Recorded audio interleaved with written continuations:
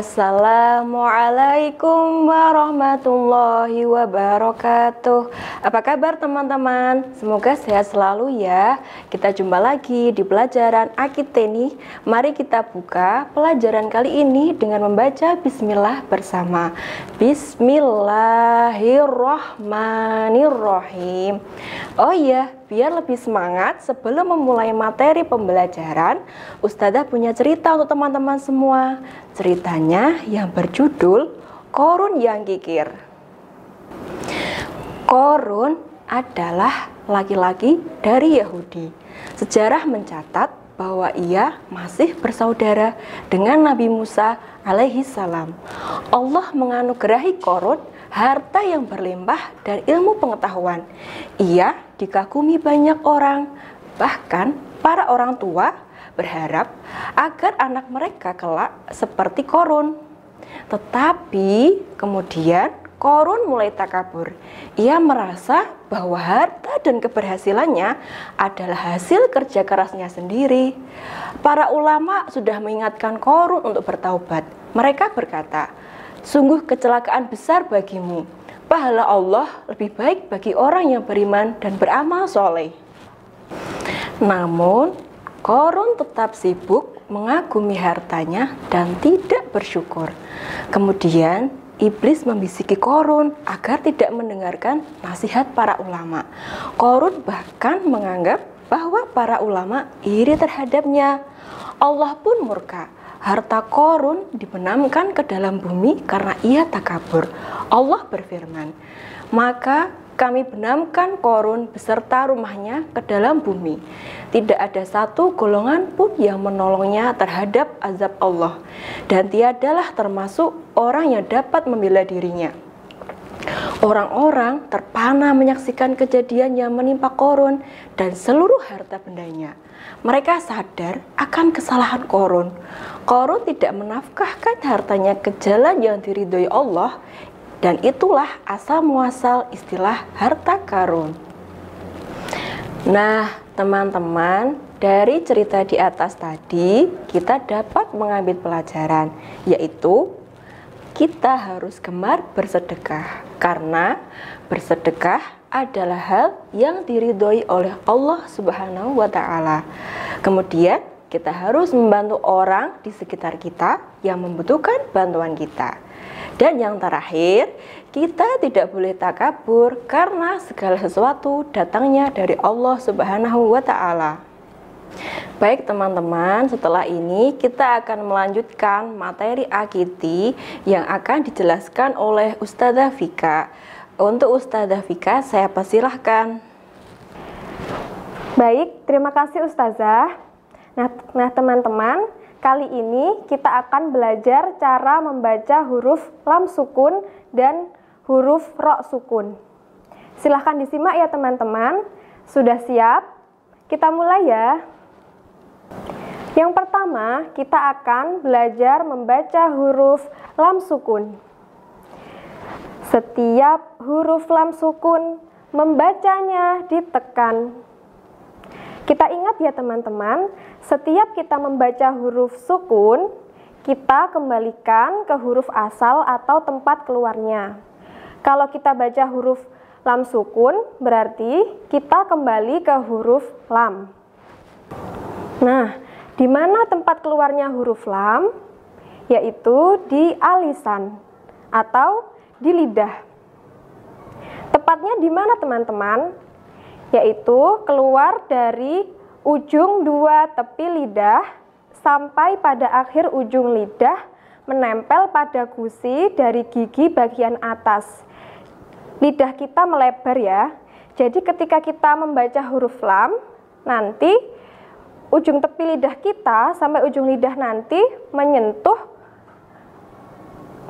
gusi pada bagian atas gitu ya.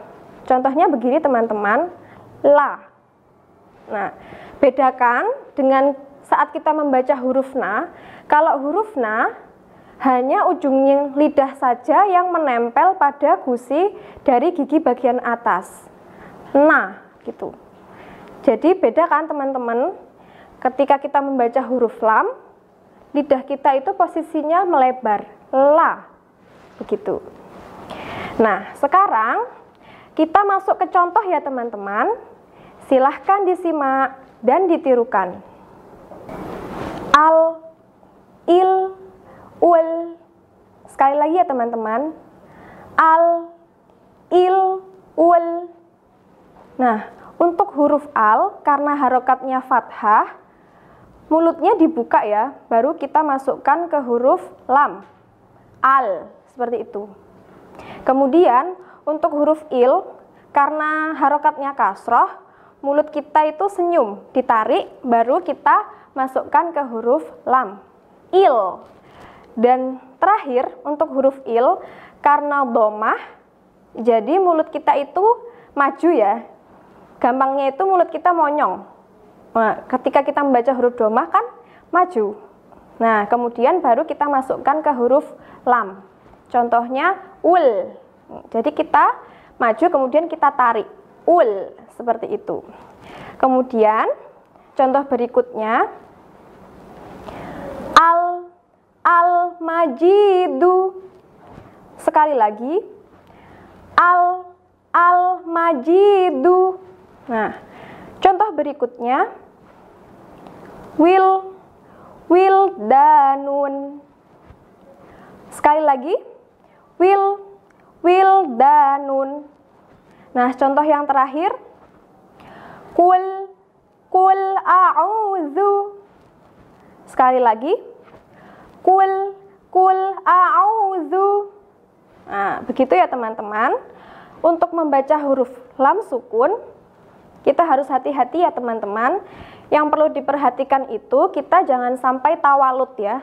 Tawalut itu apa teman-teman? Tawalut artinya memantul. Nah, contoh yang salah, kalau kita tawalut bagaimana? Contohnya begini teman-teman. Alhamdulillah. Nah, di situ kita bacanya ale. Nah, itu kurang tepat teman-teman. Itu namanya tawalut atau memantul. Sedangkan contoh yang benar bagaimana? Contoh yang benar begini. Alhamdulillah. Nah, seperti itu. Jadi, untuk membaca huruf lam sukun tidak memantul. Ya, berikutnya kita akan belajar dua huruf jahar ya teman-teman, yaitu huruf ro sukun dan huruf za sukun. Nah, apa itu huruf jahar? Sebelumnya akan Ustazah jelaskan dulu ya. Huruf jahar adalah huruf yang jelas. Nafas atau anginnya ditahan sehingga suaranya diperjelas ya. Jadi ketika kita mengucapkan huruf jahar, kita itu tidak boleh mengeluarkan nafas karena huruf ini huruf yang jelas gitu. Ya, berikutnya kita akan belajar membaca huruf ro sukun. Di mana keluarnya huruf ro teman-teman? Di alisan atau lidah. Jadi masih sama keluarnya sama dengan huruf lam, yaitu di alisan atau di lidah. Tepatnya di mana teman-teman? Tepatnya keluar dari ujung lidah, disentuhkan ke langit-langit, diikuti punggung lidah. Jadi ketika kita mengucapkan huruf ro, nanti lidah kita akan menyentuh langit-langit mulut dan punggung lidah mengikuti. Contohnya ro, begitu. Tapi tanpa ada getaran. Nah, sekarang kita masuk ke contoh ya teman-teman. Silahkan disimak dan ditirukan.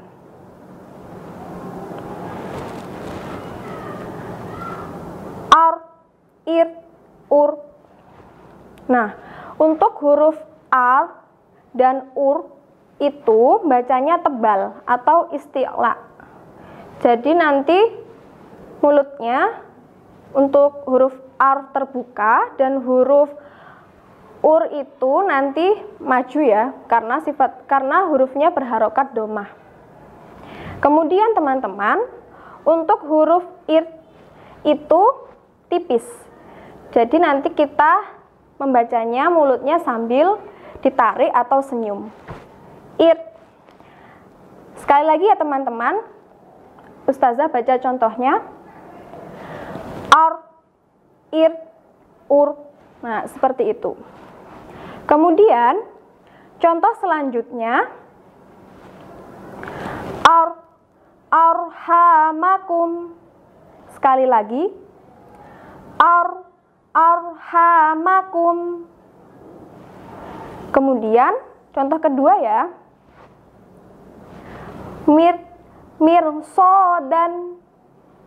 Sekali lagi, mirsodan. Nah, contoh yang terakhir, murdifina. Murdifina. Ya, yang ketiga, kita akan belajar membaca huruf za sukun. Nah, di mana keluarnya huruf za? Di alisan atau di lidah. Ya, masih sama dengan huruf lam dan ro tadi ya teman-teman, keluarnya di lidah atau alisan. Tepatnya di mana teman-teman? Huruf za tepatnya keluar dari ujung lidah, ditempelkan gigi seri bagian bawah tanpa mendesis. Contohnya begini teman-teman, za, begitu, tanpa mendesis. Nah, sekarang kita masuk ke contoh ya teman-teman. Silahkan disimak dan ditirukan. Az, iz, uz. Sekali lagi, az, iz, uz. Nah, begitu ya teman-teman. Kemudian contoh selanjutnya, azwajakum. Azwajakum. Berikutnya, rizqakum. Rizqakum. Contoh yang terakhir, muzdajarun. Muzdajarun. Nah, begitu ya teman-teman.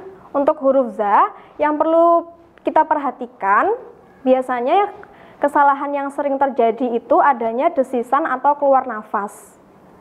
Nah, itu harus kita perhatikan. Jangan sampai ketika kita membaca huruf za itu nanti keluar nafas. Nah, itu tadi materi kita kali ini ya teman-teman. Semoga dapat dipahami dan diamalkan. Semangat ya! Demikian tadi materi kita kali ini. Semoga ilmu yang didapatkan bermanfaat dan berkah. Amin. Jangan lupa setoran dan murojaahnya ya. Kita akhiri dengan bacaan hamdalah. Alhamdulillahirabbil alamin.